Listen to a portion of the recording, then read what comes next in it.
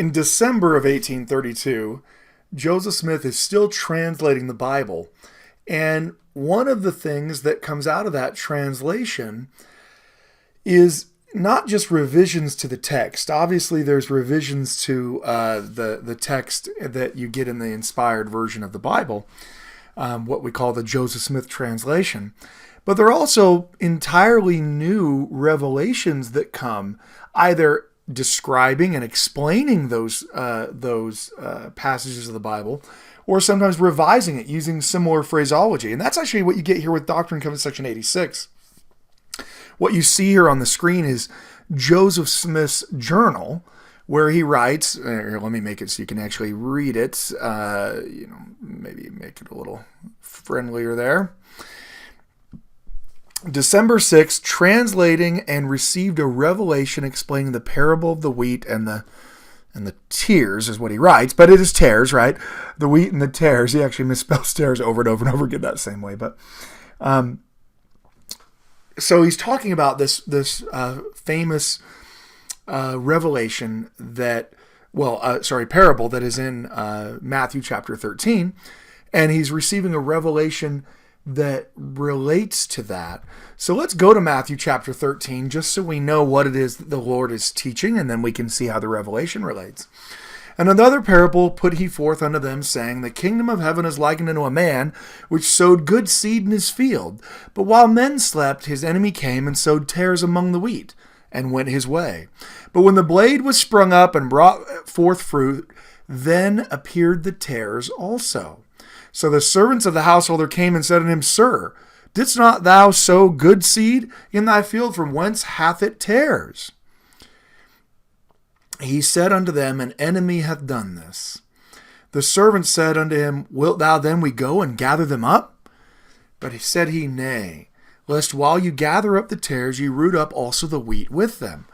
Let both grow together until the harvest, and in the time of harvest I will say unto the reapers, Gather ye together first the tares, and bind them in bundles to burn them, but gather the wheat into my barn.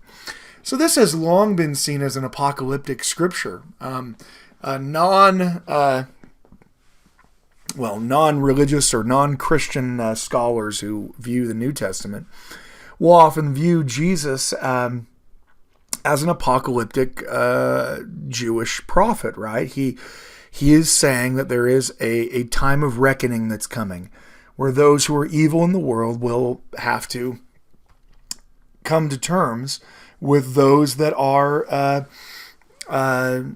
with their wicked deeds and actions, right? And so, this has generally been interpreted to be there are wicked and there are righteous in the world. Some are feigning righteousness and aren't righteous. Some don't even try to be righteous. But God does not immediately destroy the wicked. I mean, that's really what one of the questions is. One of the questions of life. Anyone who's ever had a beloved family member or loved one pass away unexpectedly or when they're young looks around at the world and the horribly evil people that are sometimes afoot in the world and says, how is it that my parent or dad or brother or sister passed away and this, person, this terrible person is, surviving? I mean, it is this idea of delayed judgment. And this is a radical idea. It's something that is odd for us as Christians today. It's what we all expect, right? My kingdom is not of this world. We expect that the real rewards are rewards that come in the next life, not in this life. But in Jesus's world, this is the opposite of what everyone believes. In the ancient world, the entire reason why you worshiped the gods, because there's not just one, you worship them plurally, isn't because the gods are good, and it isn't because they're perfect, and it isn't because you're going to go to some happy, kumbaya heaven place. Many people in the ancient world didn't even believe in an afterlife, or at the very least, they believed the afterlife was like this shadowy existence that wasn't as good as this life, right? And so people didn't go sacrifice a bull to Jupiter because they thought Jupiter was, going to help them get into heaven.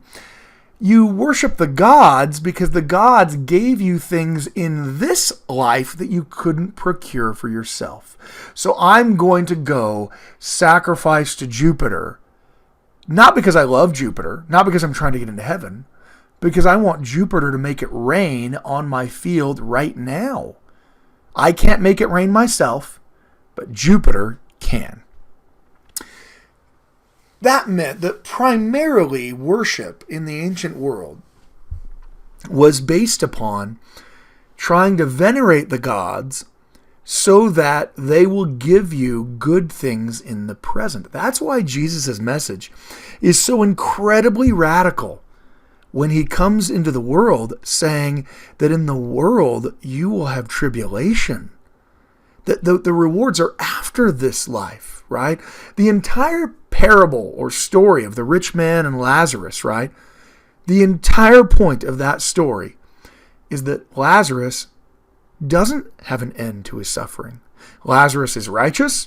Lazarus is a poor beggar who sits outside of a rich man's gates and is eating the crumbs that dogs fall off of the table, and the dogs are licking the sores that are all over his body.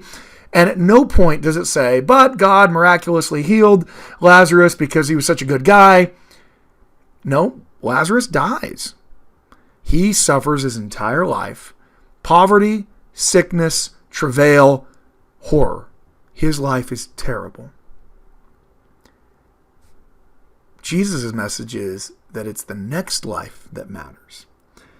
That Lazarus is taken to the bosom of Abraham, and for eternity is now happy. But the rich man is weltering in hell, right? And even says, send Lazarus that he may dip his finger in water and cool my tongue, for I am tormented in these flames, right? So the entire message of Christianity is the opposite of the reason for worshiping in the ancient world.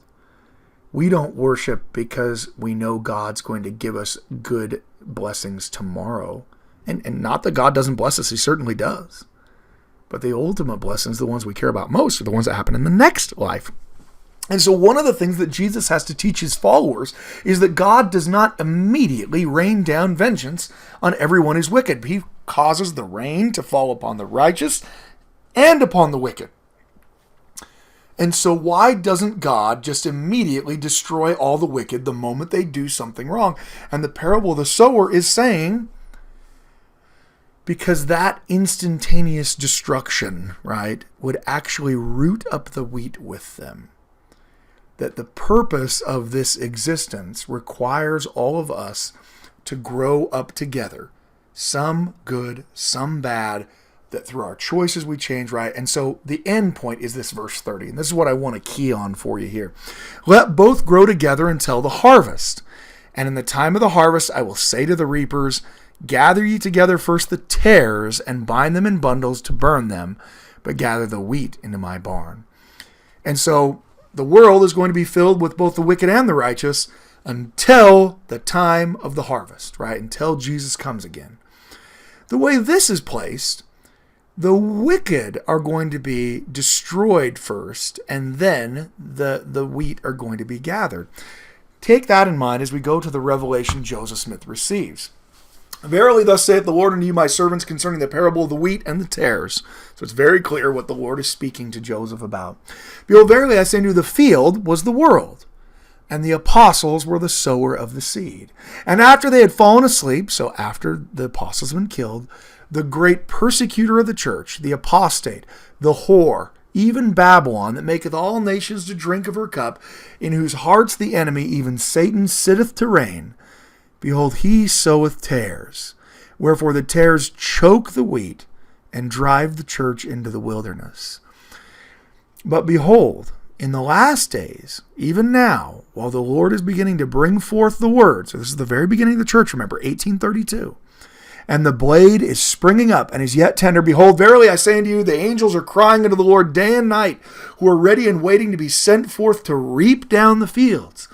But the Lord said unto them, Pluck not up the tares while the blade is yet tender, for verily your faith is weak, lest you destroy the wheat also. So again, the same message. God allows the wicked and the righteous to grow together, in part, apparently, because it would damage those who are actually going to end up turning out to be wheat. I mean, the whole point of this parable is that it's really, really, really hard to tell the difference between a wheat and a tare. Right? They look pretty similar as they're first coming up, and their vines will intertwine with one another. And if you go out and just willy-nilly start ripping up every tare, well, you're going to be pulling some wheat up with you. As an Idaho farm boy, I can tell you that one of the jobs I was hired to do was to pull wild oats out of wheat fields. You can imagine this was a very long and hot and tedious job, and it was inevitable that as you went out to do it, that you would crush down some of the wheat or pull up some of the wheat plants as you did it, right? Therefore, let the wheat and the tares grow together until the harvest is fully ripe.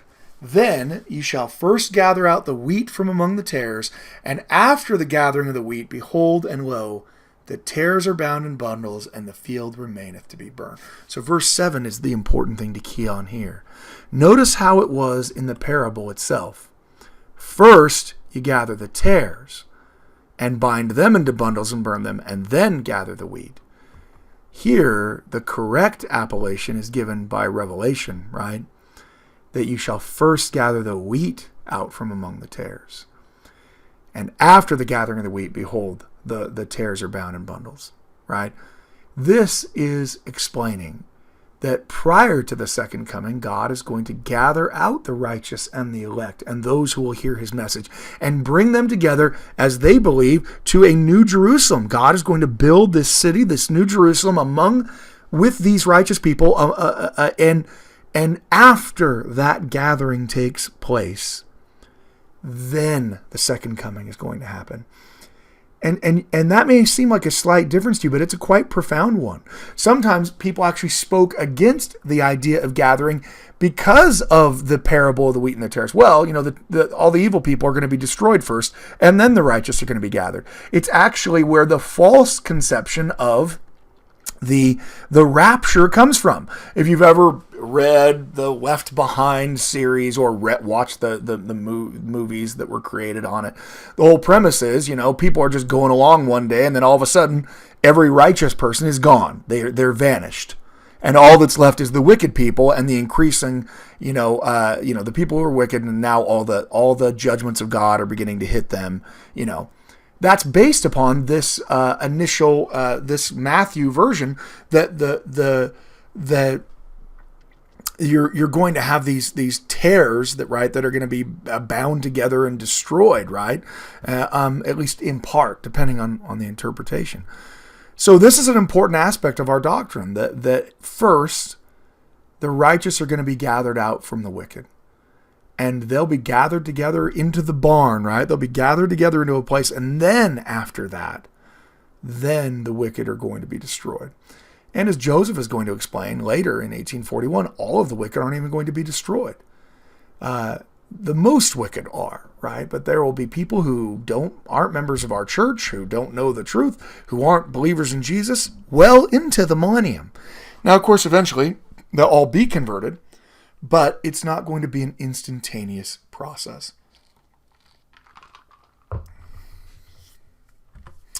Now, let's talk a little bit of American history here so we can set the stage for DandC87. One of the most profound revelations for me as an American historian is Doctrine and Covenants section 87, because of its seer properties, of seeing forth in the future. This map demonstrates the kind of divided nature of the United States at the time period that we're talking about.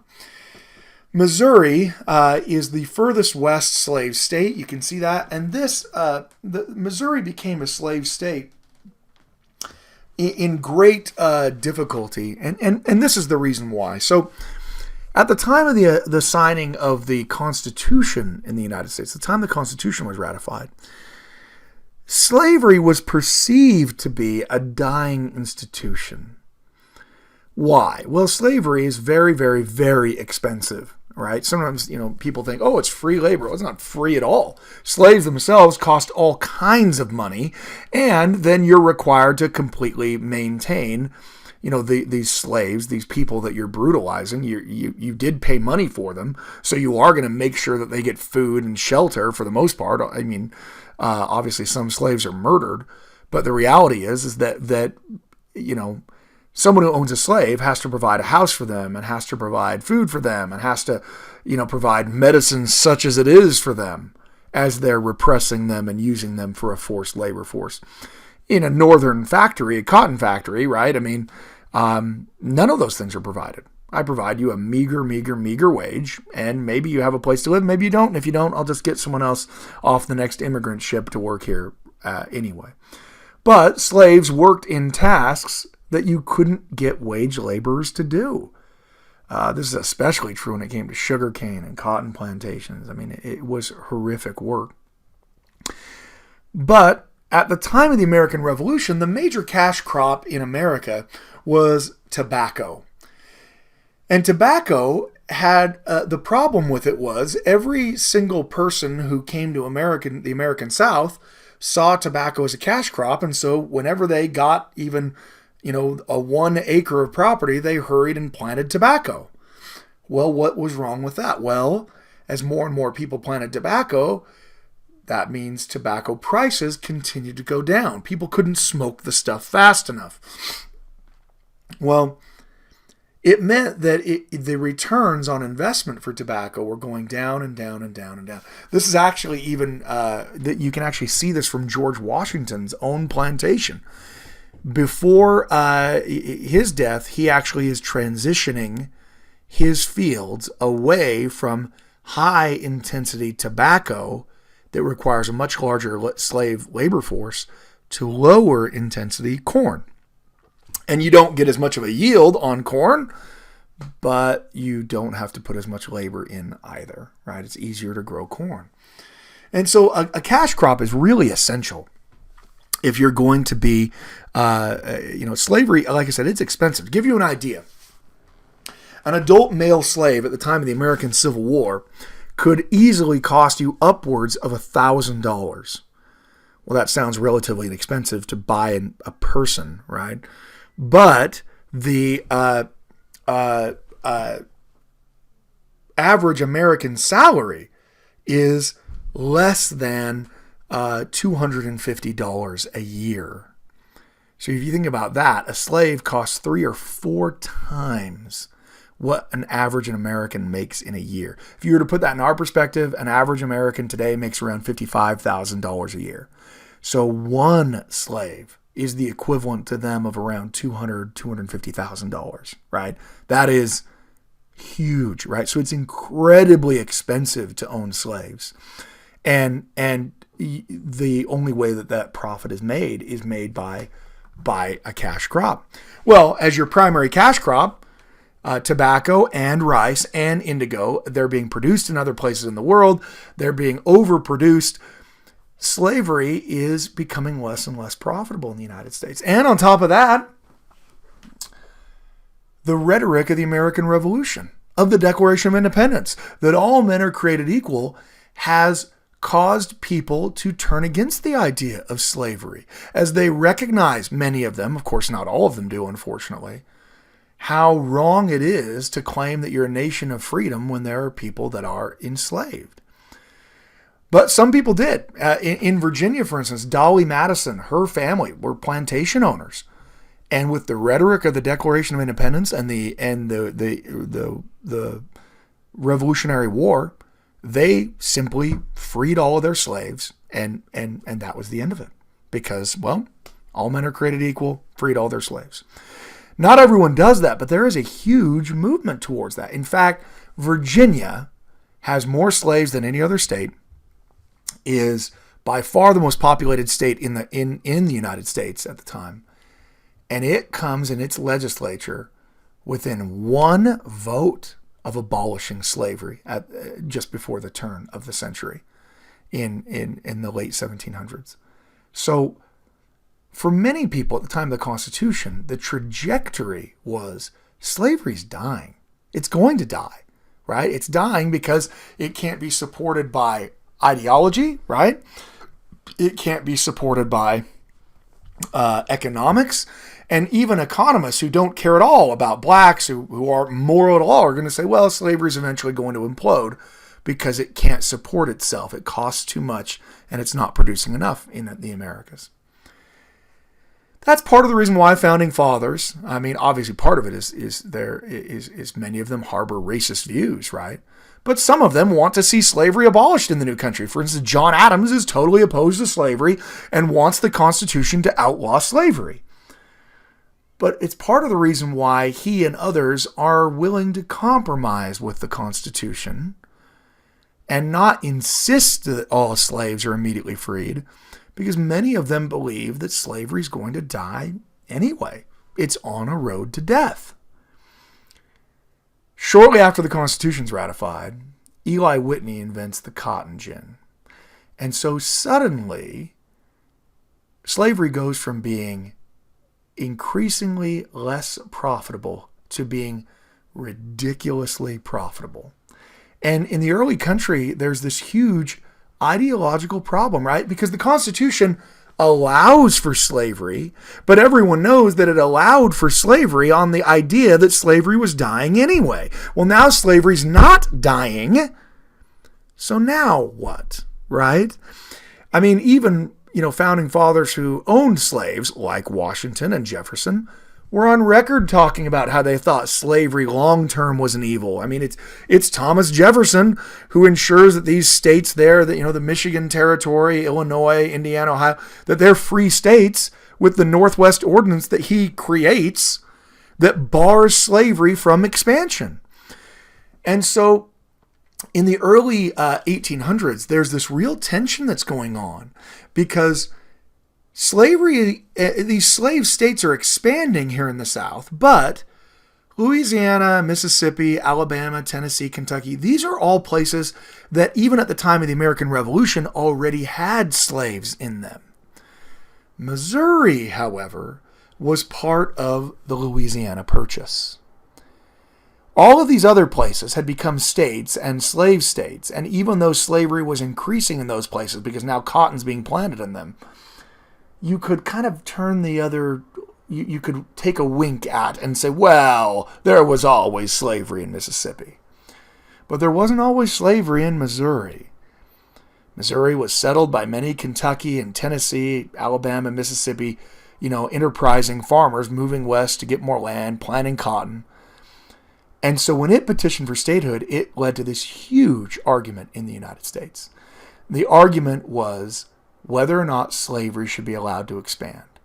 Southerners argued that the Constitution allows it. The Constitution makes slavery legal. And of course, Northerners argued, but you know full well that that is not what the Founding Fathers envisioned. They thought slavery was dying, which is the only reason why they let it stay in there. How can we say it's dying if we're allowing it to expand? Ultimately, the Missouri Compromise is created. And what happens is Missouri is allowed to become a slave state. Maine is actually broken off of Massachusetts. This was all part of Massachusetts, Maine was. Even though they were separated, they were part of the same state. And both states come in, one free and one slave. And at the bottom, there's a line drawn saying that all of the rest of the Louisiana Purchase is going to be free territory forever. And only below that line, the southern border of Missouri, will there be any possibility of slavery. I mean, what are you going to get? At best, 2 states out of that. That's present-day Arkansas and most of Oklahoma.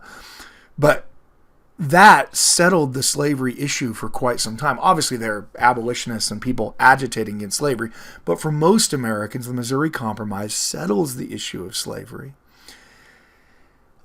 Because it appears that slavery is not going to be able to expand, and if slavery can't expand, well, then it's going to die. Even with the cotton crop, it needs to expand in order to survive. Then comes Andrew Jackson as president. Andrew Jackson is a nationalist.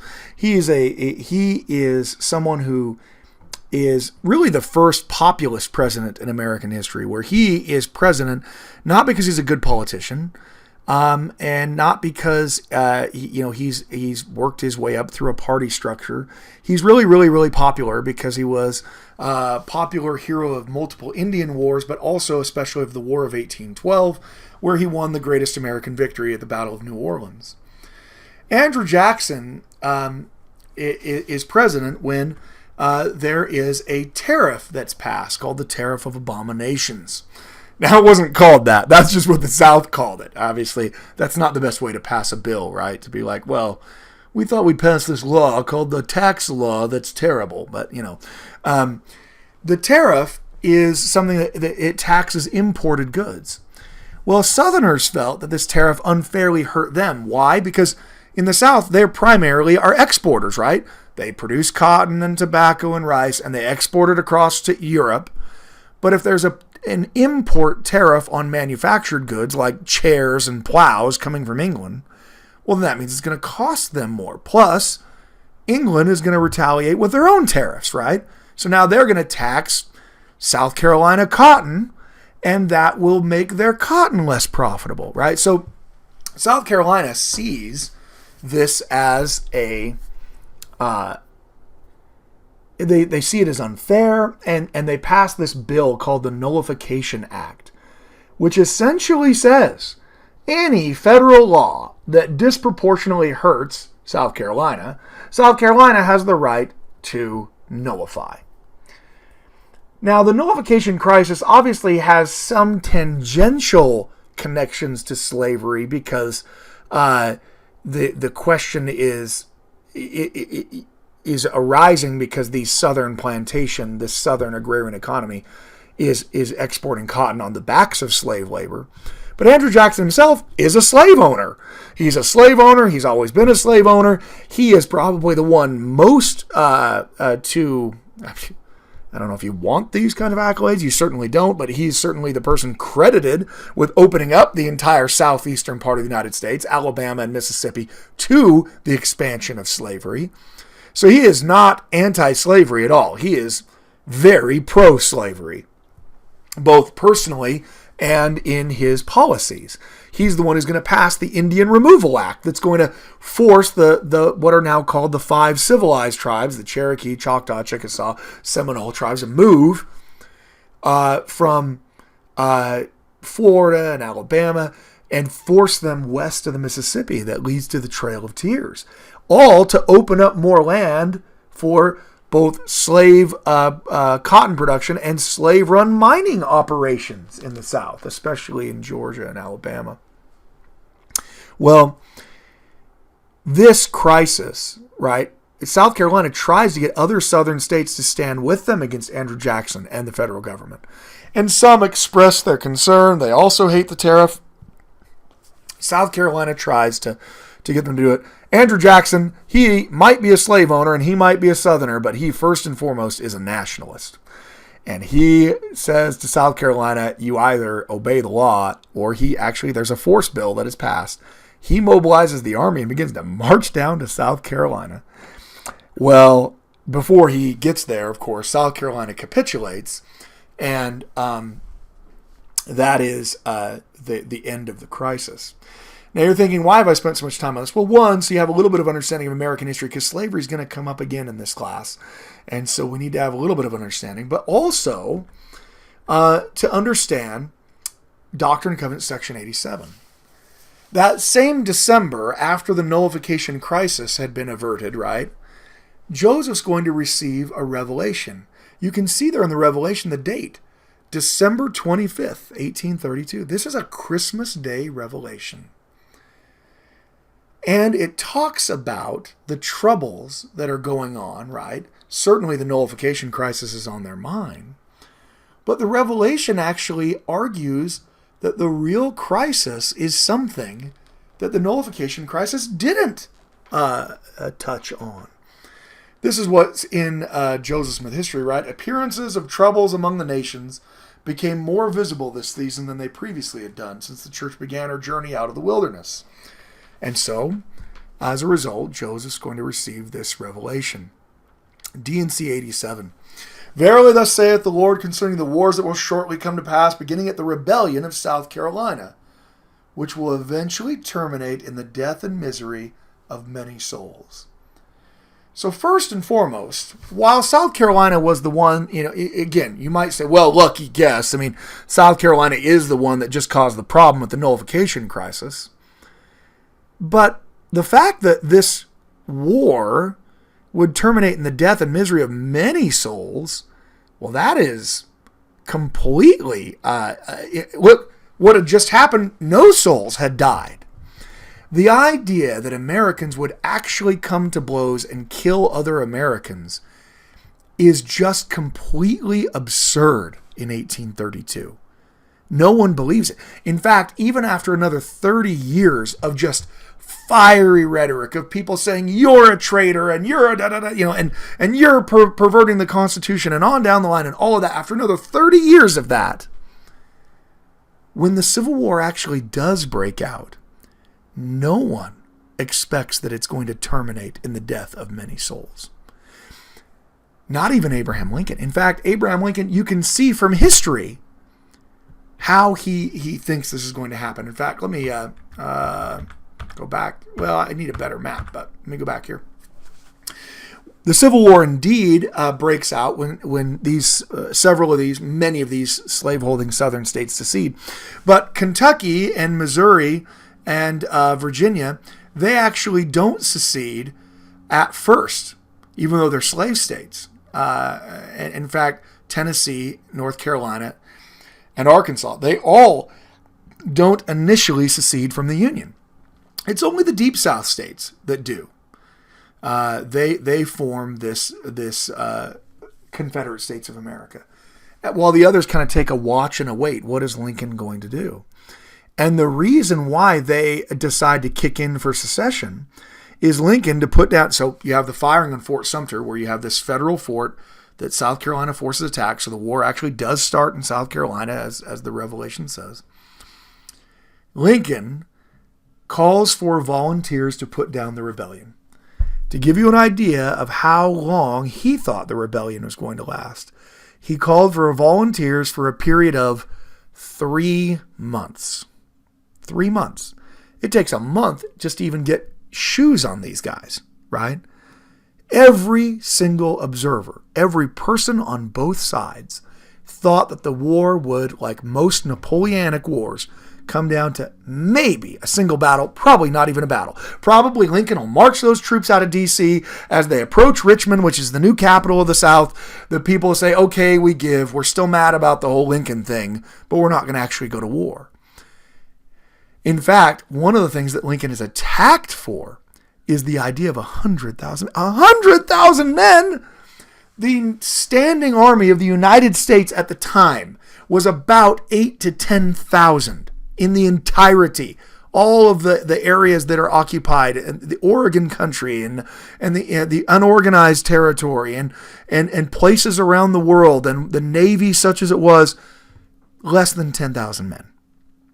Abraham Lincoln is calling for an army 10 times the size of the standing army of the United States, and he's ridiculed for it. It's part of what Southerners say, oh my goodness, he really is, playing the tyrant. Of course, in actuality, there will come to be millions of people serving on both sides of the conflict. Not only are there going to be 100,000 that are fighting, there are going to be hundreds of thousands that are killed. So one of the most profound aspects of DandC 87 to me as a historian is that in hindsight, it's really easy to say, well, everyone knew there was going to be a war over slavery and that a lot of people would die in it. Literally nobody knows that. In fact, there are almost none of Lincoln's advisors in the cabinet when the war first breaks out who actually think that it's going to be long. And the reason, part of the problem is their lack of preparation, because they don't think it's going to be very long, causes them to spend no time in preparation. Their assumption is, well, we'll get the army together, we'll march down, and a political settlement will be reached. Lincoln always believed that most people in the South didn't want to secede, that they were being forced into it by a few legislators. And he's not right about that. Most people do favor secession. At any rate, this revelation that it will eventually terminate in the death of many souls. And that time will come, the war will be poured out upon all nations, beginning at this place, beginning in South Carolina. For behold, the southern states shall be divided against the northern states, and the southern states will call upon other nations, even the nation of Great Britain as it is called, and they shall also call upon other nations to defend themselves against other nations, and then war shall be poured out upon all nations. So this is exactly what happens. The South is dependent upon France and Britain smuggling them supplies. Some of the Confederate commerce raiders, essentially pirate ships, privateers, are actually built in Britain. And they're always hoping that Britain will intervene on their side. Britain thinks about it, and France actually thinks about it. Neither one eventually does. But certainly that comes to pass. And it shall come to pass that after many days slaves shall rise up against their masters, who shall be marshaled and disciplined for war. It's funny because anti-Mormons will sometimes attack this aspect of the revelation, saying there weren't any slave uprisings during the Civil War. Joseph was wrong about it, which is really weird, right? Okay, so Joseph was right about where the war would start, that it would be devastating, that it would lead to European attempts at intervention, but you're quibbling about how many slave uprisings there were? First of all, you're not doing a very good job. But second of all, there are hundreds of thousands of former slaves that are marshaled into the Union Army. By the end of the war, there are more than 1 million black soldiers fighting in some way for the Union Army. And by the end of the war, the South is even marshaling their own slaves and trying to send them out to battle. So people make that criticism only because they've never, read a book, or at least not a book on the Civil War. And it shall come to pass that the remnants who are left behind in the land will marshal themselves and shall become exceedingly angry, shall vex the Gentiles with a sore vexation. And thus with sword and by bloodshed the inhabitants of the earth shall mourn, and with famine and plague and earthquake and thunder of heaven and fierce and vivid lightning also shall the inhabitants of the earth be made to feel the wrath and the indignation and chastening hand of an almighty God, until the consumption decreed hath made a full end of all nations, that the cry of the saints and the blood of the saints shall cease to come up into the ears of the Lord of Sabaoth. By the way, that terminology is the Hebrew terminology it means hosts, the Lord of hosts, from the earth to be avenged of their enemies. Wherefore stand in holy places and be not moved until the day of the Lord come, for behold, it cometh quickly, saith the Lord. This idea that it is going to be a cataclysmic war is just impossible to understand. Of course, more Americans are going to die in the Civil War than all other wars put together up to that time. But actually, there are so many deaths in the Civil War that not until about halfway through the Vietnam War will all other American wars have as many deaths total as the American Civil War. You can see some of the devastation here, right?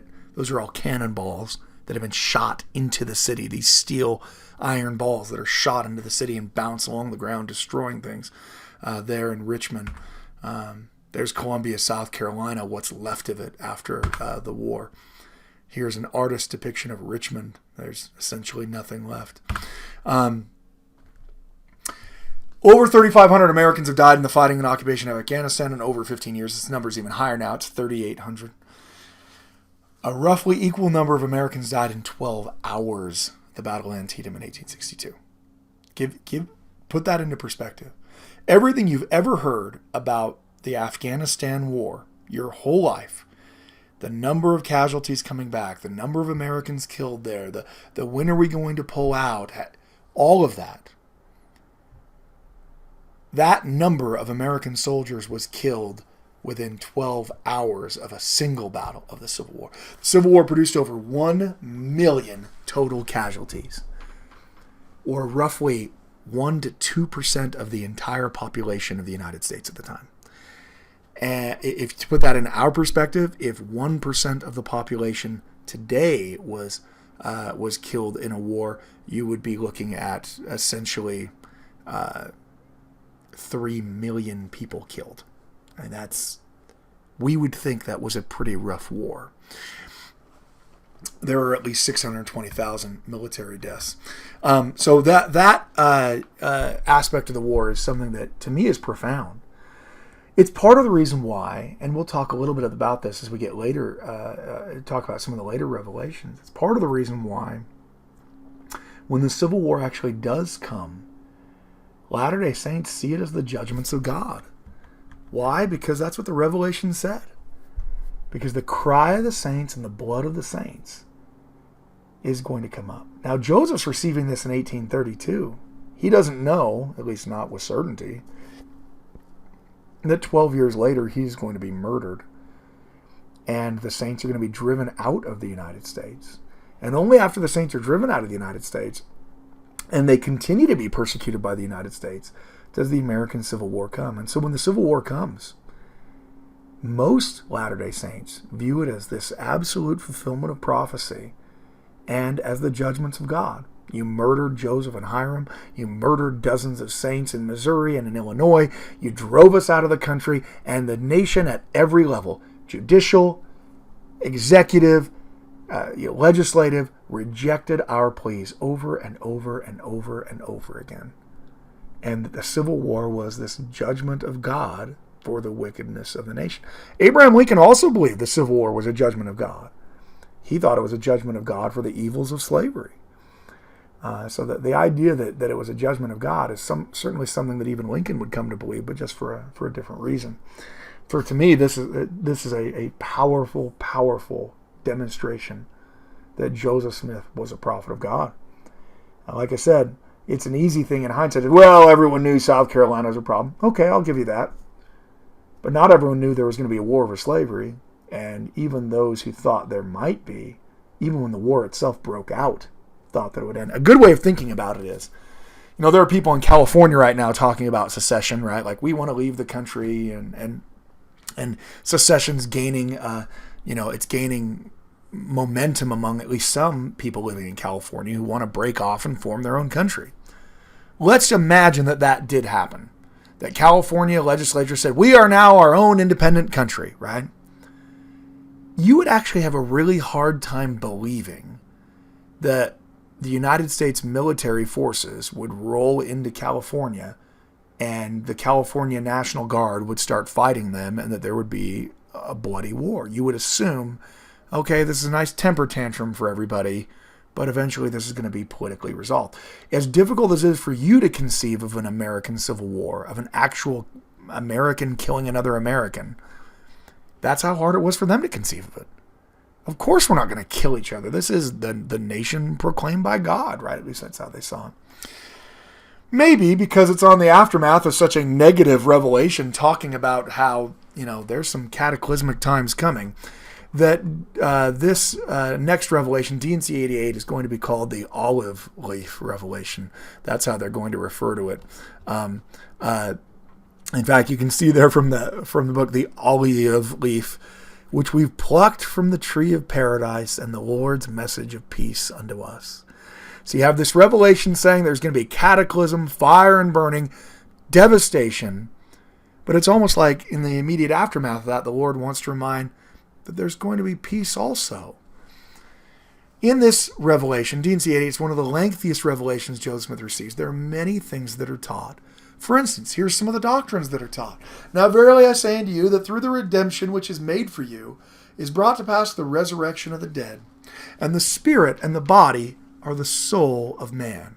And the resurrection from the dead is the redemption of the soul. You've heard that all the time. You've heard this idea, the spirit and the body are the soul of man. Why do you hear it? Well, because Doctrine and Covenants section 88 verse 15 declares it as a revelation from God. The redemption of the soul through him that quickeneth all things, in whose bosom is decreed that the poor and the meek shall inherit the earth. Therefore it must needs be sanctified from all unrighteousness, that it may be prepared for the celestial glory. Right? So while all these cataclysms are discussed, the next thing that's discussed is remember, there's going to be a resurrection. Are people going to die in these cataclysms that are going to come? Sure. But they're going to be resurrected, and they're going to be glorified. And those meek shall inherit the earth. On the same ideology, right, you have this reference again to the second coming. Therefore sanctify yourselves, that your minds become single to God, that the days will come that you shall see him, for he shall unveil his face unto you, and it shall be in his own due time and in his own way, and according to his own will. Abide ye the liberty wherewith ye are made free. Entangle not yourselves in sin, but let your hands be clean until the Lord comes. For not many days hence, and the earth shall tremble and reel to and fro as a drunken man, and the sun shall hide his face and shall refuse to give its light. The moon shall be bathed in blood, and the stars shall become exceedingly angry and cast themselves down like a fig tree that falleth from off a fig that falleth from off a fig tree. So there's this reiteration, like there are going to be tribulations that will accompany the second coming of Christ. But for those that are righteous, a glorious resurrection is promised, and peace is promised. Now, I'm missing a one there. 1:17. This verse, the second part of this verse, of this revelation is very important because it's going to be the call to the creation of a school of the prophets. You've all heard of the school of the prophets. Well, they create it because of this revelation. Therefore, verily I say unto you, my friends, call your solemn assembly as I have commanded you, and as all have not faith, seek ye diligently to teach one another words of wisdom. Yea, seek ye out of the best books words of wisdom, seek learning, even by study and also by faith. This is actually the mantra of Brigham Young University. This is our guiding principle, to seek learning by study and also by faith. Verse 118 of section 88 is probably one of the most important verses to education for Latter-day Saints that exists. One of the more profound things that I've read lately by someone who wasn't expecting to be making a profound impact was the Pew Survey does a religious study of American religions every 10 years or so, and Latter-day Saints are included in this. One of the things that is considered almost an axiom or just a given among social scientists and religionists is that there is an inverse order of education versus religiosity, right? So, if someone has almost no education, the expectation is that they will be far more religious, and that as people become more religious, they rely less and less on religion. This is true of essentially every Protestant group in the United States. The more religious a person is, the less likely they are to have graduated from high school, certainly from college, right? And the more educated they become, right? If you've got an Episcopalian who gets a PhD, it's certainly not the case. And you could all point out someone, I know an Episcopalian with a PhD who's very, very religious.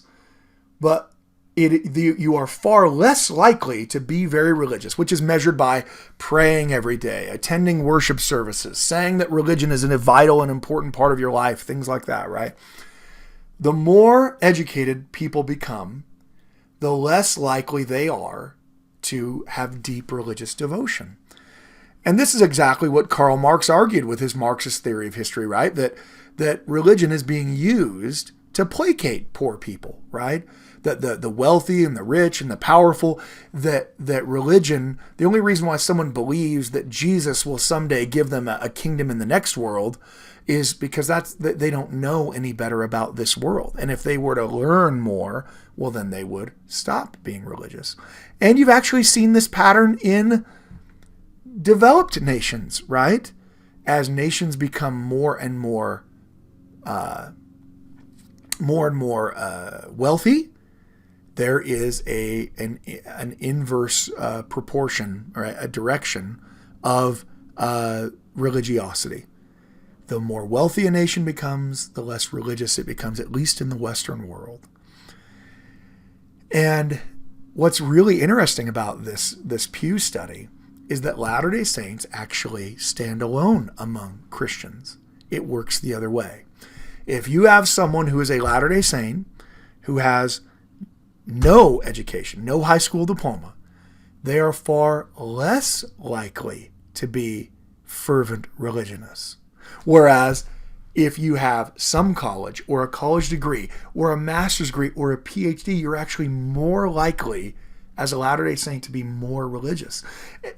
I think it's part and parcel of the fact that we have prophets that tell people to go get educated, right?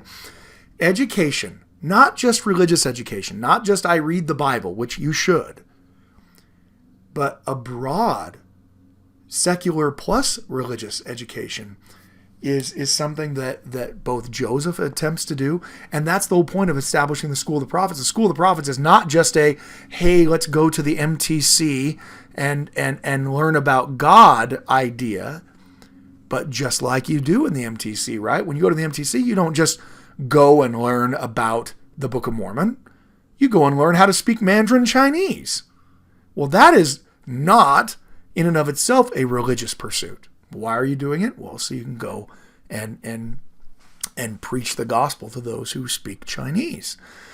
So similarly here, you have this call from the earliest part of the church that we need to seek out of the best book, Words of Wisdom, that we're supposed to seek learning by study and also by faith.